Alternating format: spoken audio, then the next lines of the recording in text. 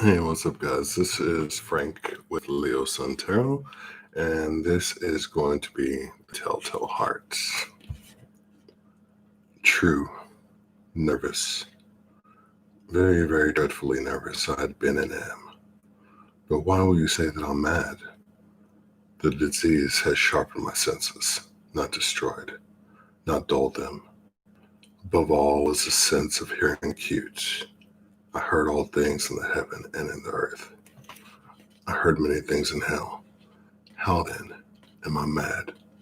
Hearken and observe how healthily, how calmly I can tell you the whole story.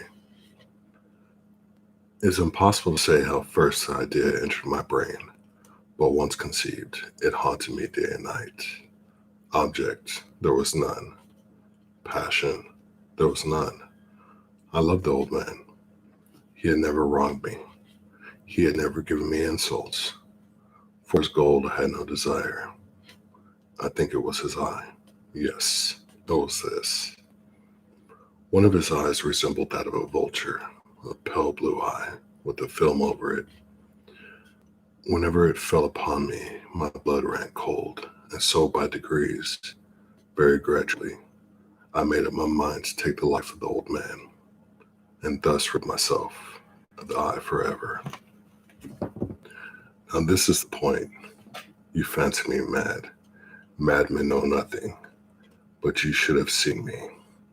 Should have seen how wisely I proceeded, with what caution, with what foresight, with what dissimulation I went to work. I was never kinder to the old man than during the whole week before I killed him. And every night, about midnight, I turned the latch of his door and opened it, oh so gently. And then, when I'd made an opening sufficient for my head, I put in a dark lantern, all closed,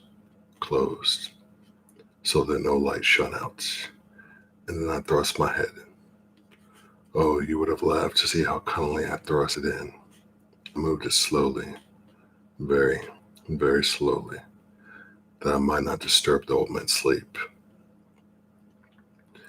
It took me an hour to place my whole head within the opening so far that I could see him as he lay upon his bed.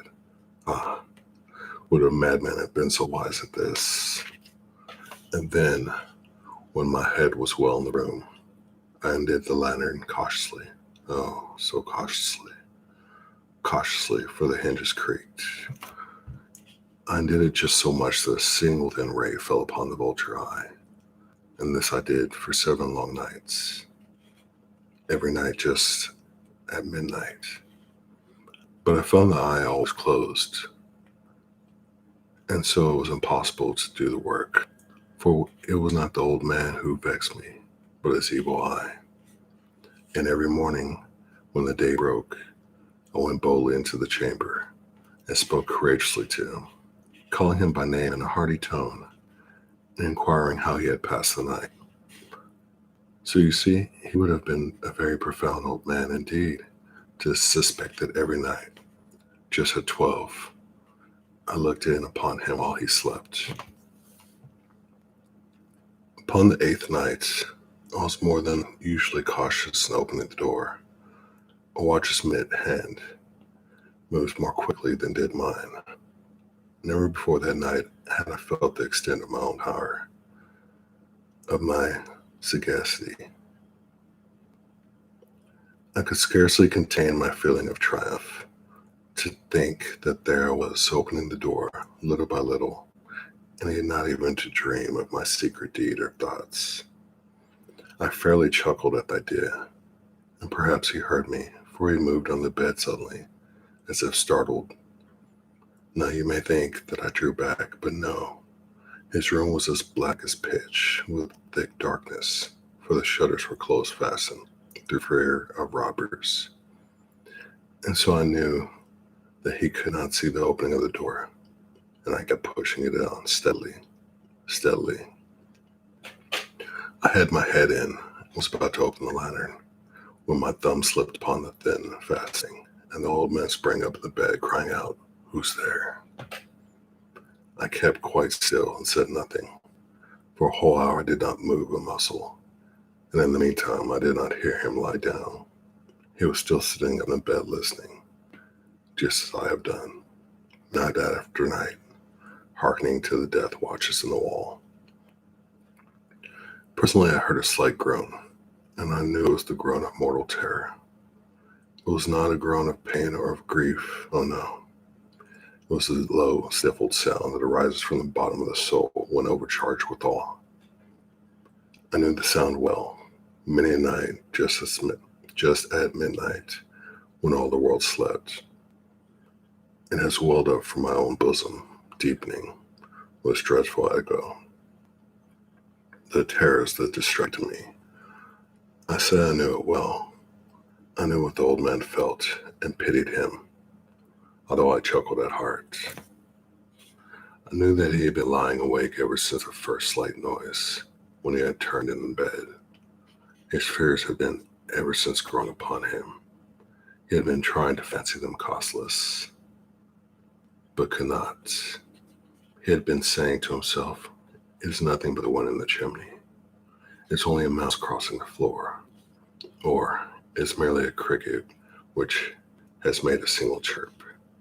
Yes, he had been trying to comfort himself with this supposition, but he had found all in vain, because death, in approaching him, has stalked with its black shadow before him and enveloped the victim. And it was the mournful influence of the unperceived shadow that caused him to feel, although he neither saw nor heard, to feel the presence of my head within the room. When I had waited a long time, very patiently, without hearing him lie down, I resolved to open a very, very little crevice in the lantern. So I opened it. You cannot imagine how stealthily, until at length a single dim ray, like the thread of the spider, shot from out the crevice and full upon the vulture eye. It was open, wide open, and I grew furious as I gazed upon it. I saw it with perfect distinctness, all a dull blue, with a hideous veil over it that chilled the very marrow in my bones. But I could see nothing else of the old man's face or person, for I had directed the ray, as if by instinct, precisely upon the damp spots. And now have I not told you that what you mistake for madness is but over-acuteness of the senses? Now I say, there came to my ears a low, dull, quick sound, such as a watch makes when enveloped in cotton. I knew that sound well too. It was the beating of the old man's heart. It increased my fury, as the beating of a drum stimulates the soldier in courage. But even yet I refrained and kept still. I scarcely breathed. I held the lantern motionless. I tried how steadily I could maintain the ray upon the eye. Meantime, the hellish tattoo of the heart increased. It grew quicker and quicker and louder every instant. The old man's terror must have been extreme. It grew louder, louder every moment. Do you mark me well? I've told you that I am nervous, so I am. And now at the dead hour of the night, amid the dreadful silence of that house, so strange a noise as this excited me to uncontrollable terror. Yet for some minutes longer I refrained and stood still, but the beating grew louder. I thought the heart must burst. And now a new anxiety seized me. The sound would be heard by a neighbor. The old man's hour had come. With a loud yell, I threw upon the lantern and leaped into the room. He shrieked once only. In an instant, I had dragged him to the floor and pulled the heavy bed over him. I then smiled gaily to find the deed so far done. But for many minutes, the heart beat on with a muffled sound. This, however, did not vex me. It would not be heard through the wall. At length it ceased. The old man was dead. I removed the bed and examined the corpse. Yes, he was stone dead. I placed my hand upon the heart and held it there many minutes. There was no pulsation. He was stone dead. His eye would trouble me no more. If still you think me mad, you will think so longer when I describe the wise precautions I took for the concealment of the body. The night waned, and I worked hastily, but in silence. First of all, I dismembered the corpse. I cut off the head and the arms and the legs. I then took up 3 planks from the flooring of the chamber and deposited all below the scantlings. I then replaced the board so cleverly, so cunningly, that no human eye, not even his, could have detected anything wrong. There was nothing to wash out, no stain of any kind, no blood spot, whatever. I'd been too wary for that. The tub had cut all. Ha ha. When I had made an end of those labors, it was 4 o'clock, still dark as midnight. As the bell sounded the hour, there came a knocking at the street door. I went down to open it with a light heart. For what had I now to fear? There entered 3 men who introduced themselves with perfect suavity as officers of the police. A shriek had been heard by a neighbor during the night. Suspicion of foul play had been aroused. Information had been lodged at the police office, and they, the officers, had been deputed to search the premises. I smiled, for what had I to fear? I bid the gentleman welcome. The shriek, I said, was my own in a dream. The old man I mentioned was absent in the country. I took my visitors all over the house. I bade them search well. I led them at length to his chamber. I showed them his treasures, secure, undisturbed. In the enthusiasm of my confidence, I brought chairs into the room and desired them here to rest from their fatigues, while I myself, in the wild audacity of my perfect triumph, placed my own seat upon the very spot beneath which reposed the corpse of the victim. The officers were satisfied. My manner had convinced them. I was singularly at ease. They sat, and while I answered cheerily, they chatted familiar things. But ere long, I felt myself getting pale and wished them gone. My head ached, and I fancied a ringing in my ears. But still they sat and still chatted. The ringing became more distinct. It continued and became more distinct. I talked more freely to get rid of the feeling, but it continued and gained definitiveness until at length I found that the noise was not within my ears.